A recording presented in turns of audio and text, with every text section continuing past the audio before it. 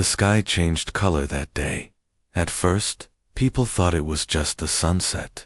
But the golden light stayed long after the sun went down. Birds flew in circles. Clouds twisted into strange shapes. Then came the sound, a deep hum. Not loud, but strong enough to shake windows. Every city on Earth felt it. Over the Pacific Ocean, the sea began to glow.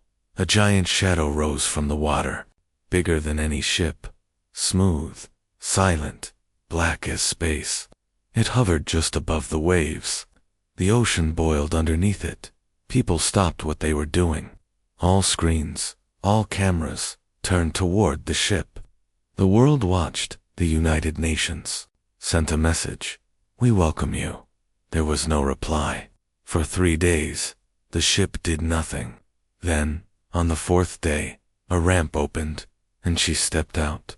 She was tall, almost 8 feet. Her skin was silver blue, shining like metal. Her eyes glowed violet. Her body was strong and shaped like a warrior. But there was something more in her walk. Confidence, power, calm. The soldiers on the beach aimed their weapons. She did not flinch. She looked at them the way a teacher looks at students. Then she spoke. Her voice was clear, deep, smooth. You are too small to satisfy my species. The words hit the world like a storm. Some laughed, some felt insulted, some were scared. Was it a threat? A joke? A warning? But one man heard something different in her voice. Not hate, not anger, curiosity. His name was Captain Aaron West. Aaron was calm under pressure, smart, loyal. He had served on peace missions before. That is why he was chosen to speak with her. He stepped forward from the group of soldiers, not with a gun, with open hands. She looked down at him. He looked up. My name is Captain Aaron West, he said. You came a long way. So did we.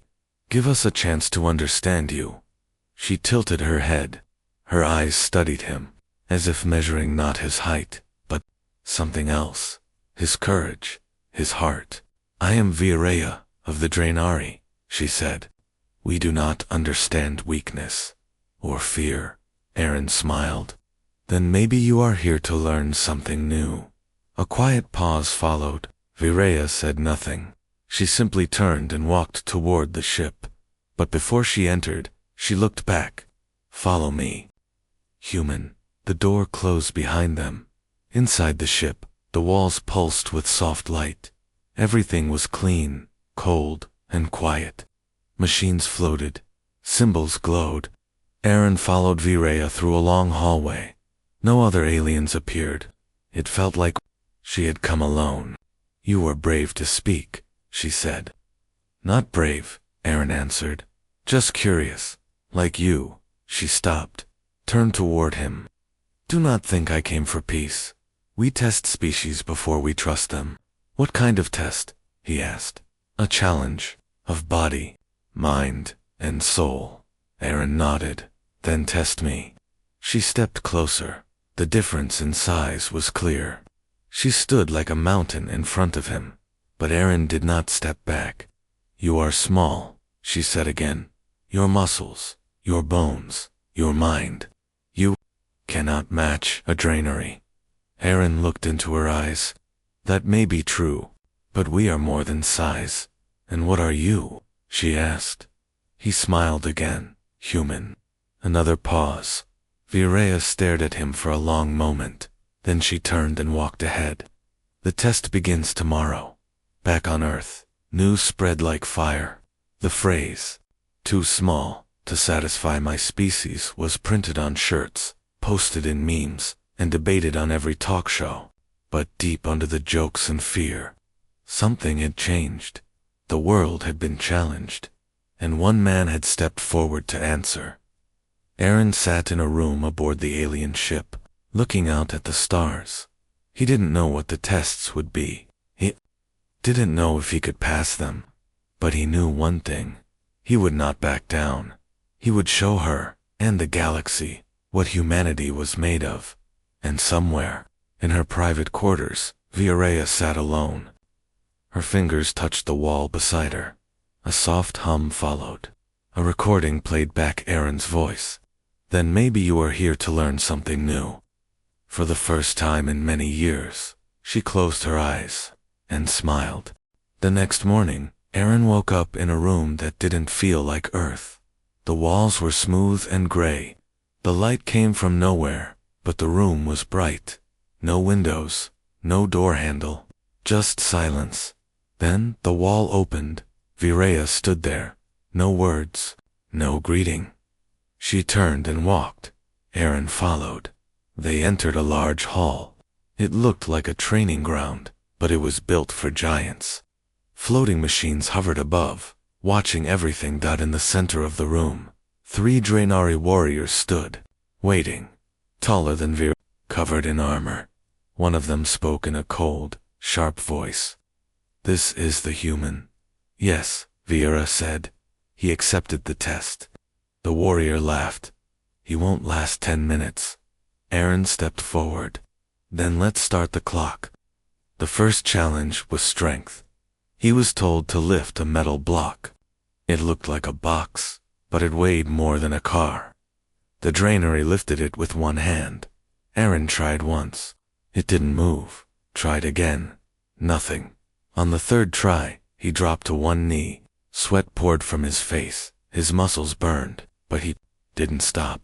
He changed his grip, found balance, gritted his teeth, and he moved it. Just a little. The Draenari laughed again, but Vera said nothing.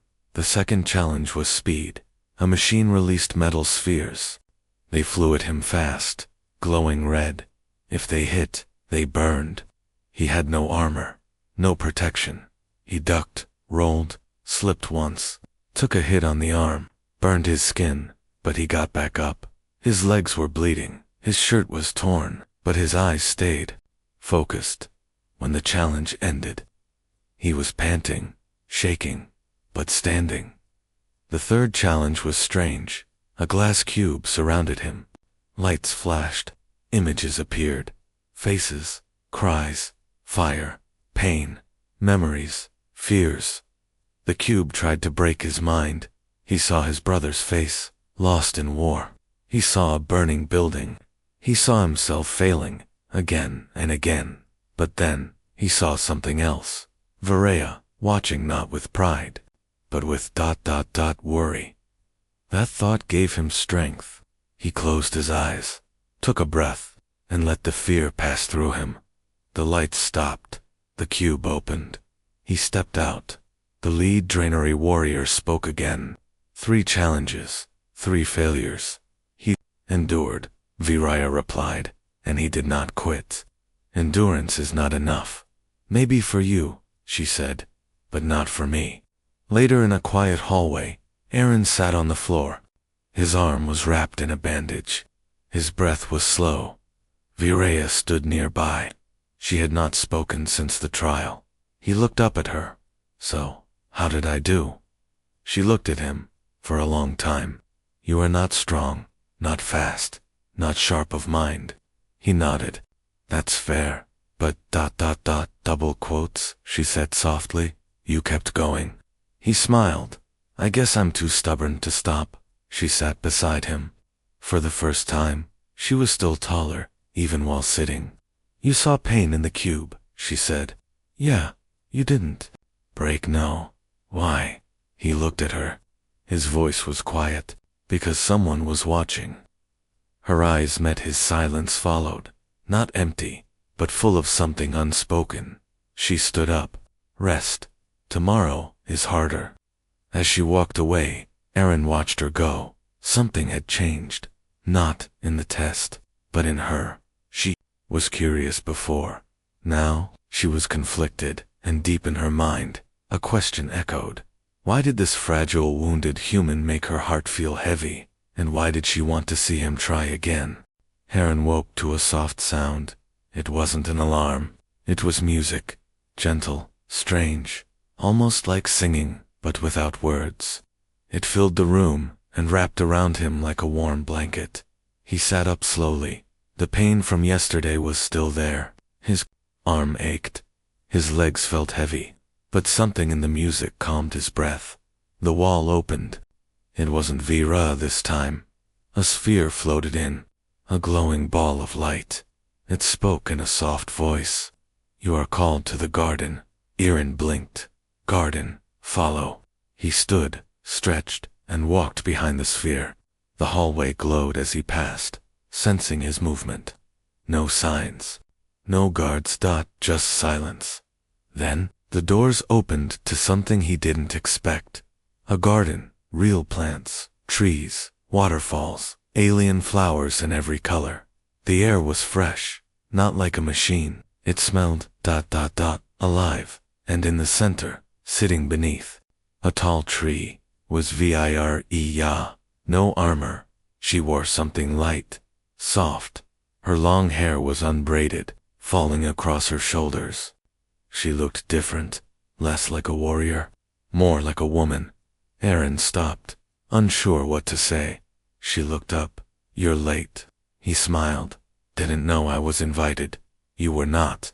He stepped closer, sat across from her on the grass. "Then, why am I here?" She touched a small plant beside her. Its petals opened under her fingers. "Because I wanted to see what you would do when there is no pain. No test, no challenge." Aaron looked around. The trees swayed gently. "Honestly, I just want to breathe." Virea nodded. "Your species is strange. You bleed easily. You tire quickly. And yet, your mind does not stop. Even now, after pain, you look at flowers. Maybe that's what keeps us alive," Aaron said. "We suffer, but we still look for beauty." She stared at him for a long time. "You confuse me, Aaron West." "Good. That means I'm doing something right." A soft wind passed between them. Virea looked toward the waterfall. "When I was young, I came here with my sister. Before the war. Before we became soldiers." "You had a sister?" "Yes. She died in the second cycle of invasion." "I'm sorry." She didn't reply. Her face stayed calm, but her eyes turned colder. "Pain makes us stronger. That's what they told us. But I wonder, what if it only makes us colder?" Aaron reached out, gently placed his hand over hers. Her hand was larger, stronger, but she didn't move it. "Pain doesn't have to freeze you," he said. "Sometimes it wakes you up." They sat in silence again. Not heavy this time, peaceful. For the first time since arriving, Aaron didn't feel like a guest. He felt like he belonged there. With her, Virea slowly pulled her hand away. Not fast, not angry, just careful. "You will face more trials tomorrow." "Of course," Aaron said with a tired smile. "Can't let the romance distract from the danger." She raised an eyebrow. "Romance," he shrugged. "Just saying what's in the air." She stood up, looked down at him. "You are not a warrior, Aaron, but you are something else. I do not know the word for it. Maybe you don't need a word. Maybe you just feel it." Her expression changed. Just a little. Something softer, warmer. "You speak with your heart too much." He stood, faced her. "And maybe you hide yours too well." This time, she didn't walk away first. She stayed there, close, looking at him. The waterfall behind them kept falling, soft and steady. The trees moved slowly. The flowers glowed with quiet light. And in the middle of it all, two souls from different worlds stood still. Not as enemies, not as strangers, but as something, becoming more. Night came to the ship, but not with darkness. The walls dimmed. The lights softened. A calm blue glow spread through the hallways. Aaron sat near the window of his room. Through the glass, stars moved slowly, peaceful, endless. He touched the scar on his arm from the second trial. It still stung, but his mind wasn't on the pain. It was on her, Virea. She hadn't spoken much after the garden, but something had changed. In the way she looked at him, in the way she paused when he spoke. As if her heart was starting to listen. Even when her mind wanted to resist, Aaron smiled to himself. But then, the ship shook. A low alarm rang. Red lights flashed along the walls. A voice echoed from the ceiling. Emergency protocol activated. Foreign breach detected. Aaron jumped to his feet. Another shake. Stronger this time. The lights flickered. Sparks rained from the hallway as the door slid open. Viraya stood there, her armor glowing. "Stay behind me." He didn't ask questions. He followed. They ran through narrow corridors. Soldiers passed them, weapons ready. Drainary commanders shouted orders in their own language. "What's happening?" Aaron asked. "Unknown ships attacked the docking wing. They breached our shield. This was planned. It's not random." "You think they're after me?" "No, they're after me." Before he could ask more, an explosion rocked the floor. Smoke filled the hallway. From the fog, strange shadows moved. Not drainary. Not human. Aliens. Slender, black-skinned eyes, like burning coals.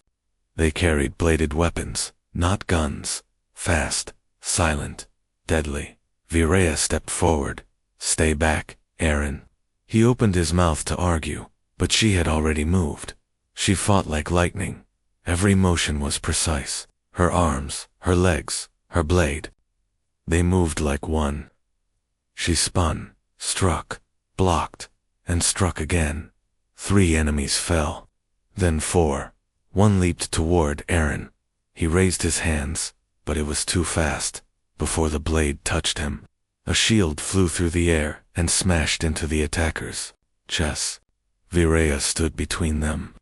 "You're bleeding," he said. She looked down. A deep cut ran across her ribs.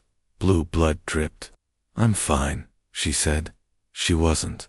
They kept running. Room after room. More enemies came.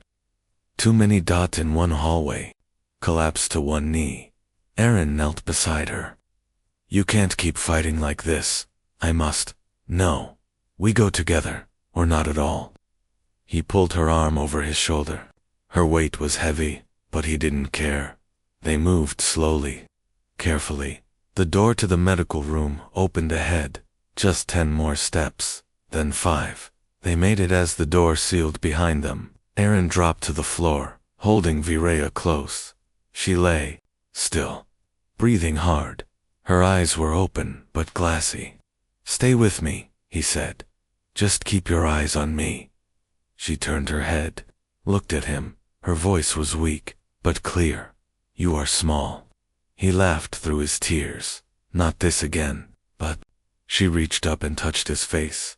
"You are not weak." The room went quiet. Machines beeped. Lights blinked. But in that moment, everything else faded. Aaron leaned forward.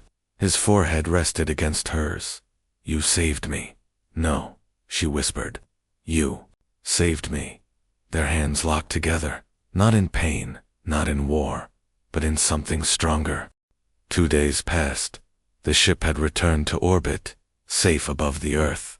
The invaders were gone, their bodies destroyed, their ships scattered across space, but peace had not returned. Viraya stood in front of the Draenari High Council. 7 leaders, cold eyes, sharp voices, no mercy. She wore formal armor, polished and bright. Her wounds had healed, but something inside her still bled. "Your actions," said the eldest counselor, "were reckless." "I protected a guest," Viraya replied. "You protected." A human silence followed. "You disobeyed protocol. You bonded with an unapproved species. You revealed the garden. And now, you are compromised." Viraya stood straight. "I did what was right."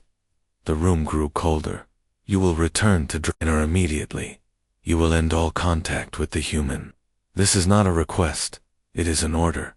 Viraya didn't speak. "Not yet." They waited.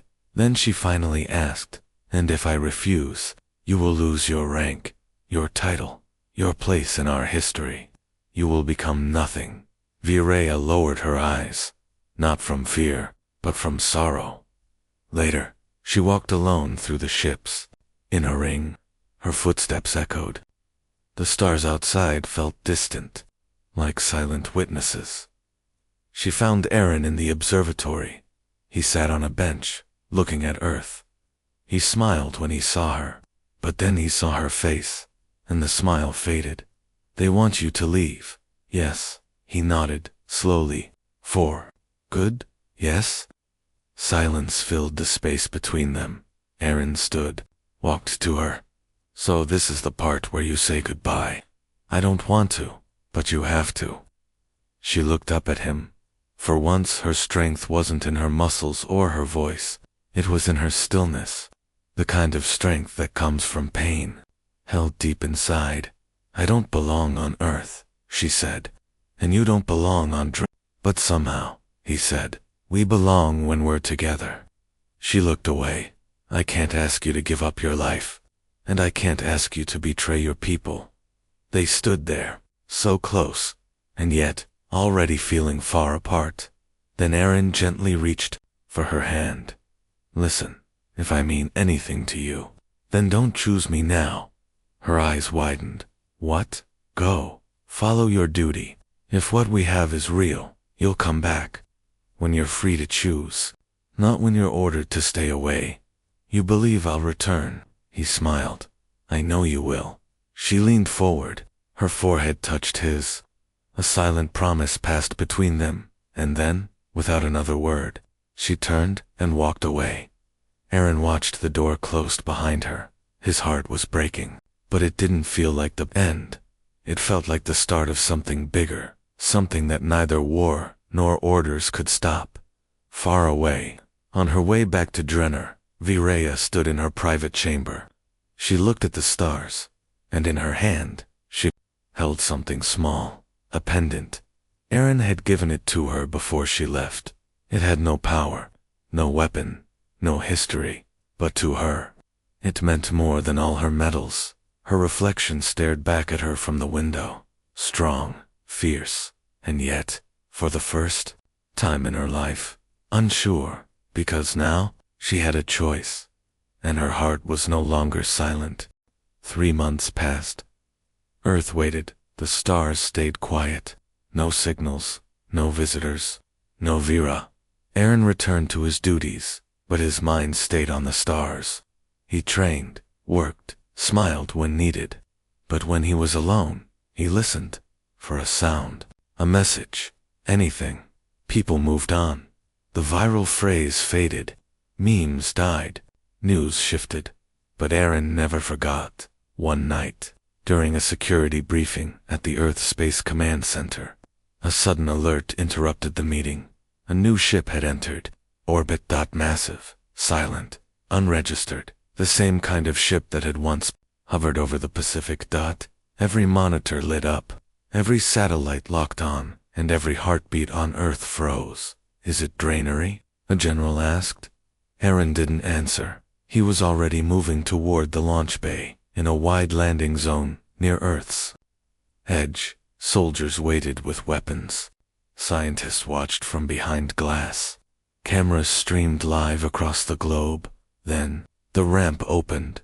A single figure stepped out, tall, proud, silver-blue skin shining in the sunlight. But this time, she wore no armor. Her outfit was ceremonial. Elegant, her hair was braided in Drainery warrior style. She walked alone, with purpose. With strength, she stopped before the Earth officials. No guards, no backup, just her.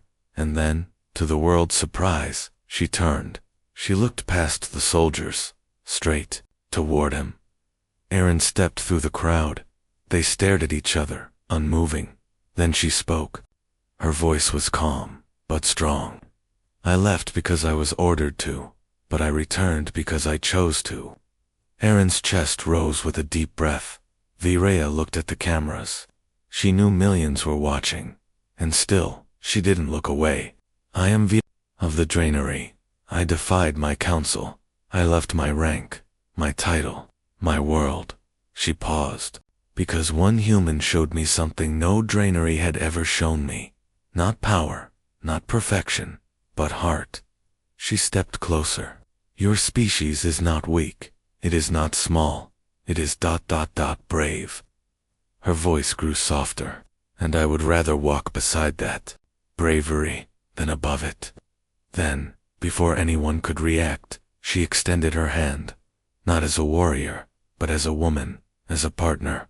Aaron took it, his hand fit into hers like it always belonged there. Cheers erupted around them.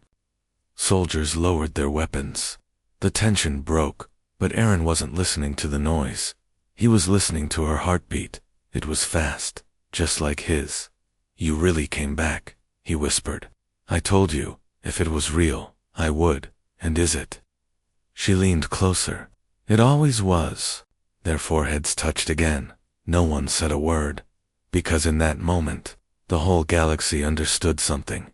This was not the end of a war. This was the start of something stronger than weapons.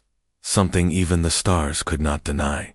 Later that night, under a silver sky, Aaron and Virea stood alone near the ocean, the same ocean where she had first arrived.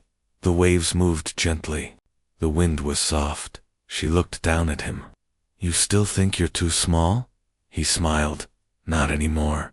She pulled him closer. "Good, because I no longer want to be satisfied by strength alone." He touched her cheek. "And what do you want?" Her eyes met his. Something real. And this time, she kissed him first. Peace didn't last long. 2 weeks after Vera's return, the threat revealed itself. Not from the Draenari, not from Earth, but from the shadows between stars. A species called the Korthon. Ancient, silent, unseen. They moved like smoke through space. They consumed worlds, left nothing behind, and now, they were coming. Earth detected their signal first. A wave of black ships, stretching across the stars like a dark ocean. No message, no warning, just one thing, a countdown. Human and Draenari leaders met, for the first time, not as strangers, but as allies. They stood in the same room, staring at maps, trying to guess the impossible. How do you stop something that doesn't want to talk? Aaron watched as fear spread across the faces of generals, scientists, even the Draenari commanders. But not Vera. She stood still, focused, calm, until she spoke. "There's only one way to win."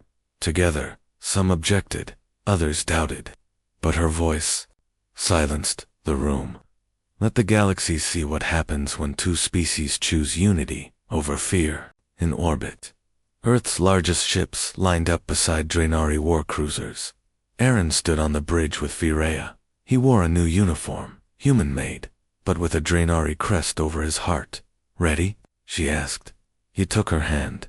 "I was born ready." The battle began before the Korthon ships even stopped moving. They didn't fire missiles. They sent waves of black energy that tore through metal and bone. Ships fell. Crews vanished. The stars turned red. But humanity held the line. They didn't run. They didn't break. And for every ship that burned, 10 more pressed forward. Vir led the charge. She moved her ship through enemy fire like a blade, through cloth. Aaron followed her into the heart of the storm. He wasn't the strongest. He wasn't the fastest. But in the darkest part of the sky, when the command center was hit and chaos followed, he was the one who stood up. When the communication lines failed, he fixed them. When the crew panicked, he calmed them. When an energy blast shook the engine core, he climbed in alone to stop the meltdown. He burned his hands. He nearly passed out, but he saved the ship. And when Virea returned to the bridge, blood on her armor, smoke in her lungs, she saw him standing there, still breathing, still fighting. "You should be dead," she said. He smiled, weakly. "You still think we're small?" She walked to him, held his face in both hands. "You are everything I thought didn't exist." Behind them, the Korthon flagship charged one final blast. It was aimed at Earth. Aaron and Virea looked at each other. They didn't speak. They didn't need to. They moved as one. Her ship, his crew, their plan. They flew straight into the path of the blast, but they didn't stop. Aaron activated the overload core. Virea gave the command. The ship crashed through the Korthon shield and exploded, a light brighter than a sun. The flagship was destroyed. The Korthon began to fall. The war ended, but Eren didn't die. He woke up in a Draenari recovery chamber, weak, burned, alive, and beside him, she was there, Vir, eyes, full of tears, hands full of hope. You came back, he whispered, always. The door opened, the leaders of Earth and Draenor stepped inside.